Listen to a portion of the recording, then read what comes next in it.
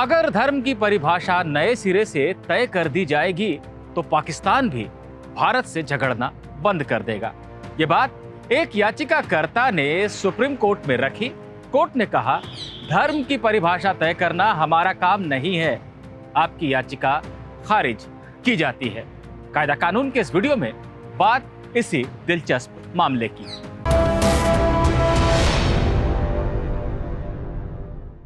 धर्म की परिभाषा को लेकर सुप्रीम कोर्ट का दरवाजा 87 साल के रमेश चंद्र विट्ठल दास शेठ ने खटखटाया था। अपने मामले की पैरवी के लिए रमेश चंद्र खुद सुप्रीम कोर्ट में पेश हुए। वीडियो कॉन्फ्रेंसिंग के जरिए हुई इस सुनवाई में chief justice एस.ए. Bobde, justice AS. Bopanna और वी रामा सुब्रमण्यम की बेंच को संबोधित करते हुए याचिकाकर्ता ने कहा, संविधान में धर्म को लेकर कई अनुच्छेद दिए गए हैं, लेकिन धर्म की परिभाषा ही तय नहीं है। सबसे पहले धर्म की परिभाषा तय होनी चाहिए। जजों ने कहा, लेकिन धर्म की परिभाषा तय करना हमारा काम तो नहीं है। जजों की इस टिप्पणी से प्रभावित हुए बिना याचिकाकर्ता ने अपनी जिरह जारी रखी। उन्होंने कहा, सभी धर्म एक दूसरे से जुड़े हुए हैं, सभी में एक ही ईश्वर को माना जाता है।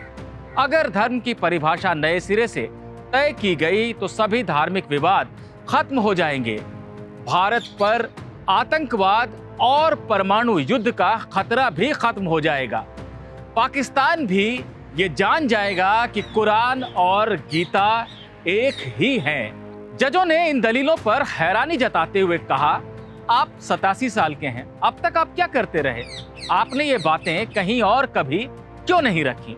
याचिकाकर्ता ने कहा, मैं पिछले 50 सालों से लोगों को धर्म के बारे में शिक्षित करता चला आ रहा हूं।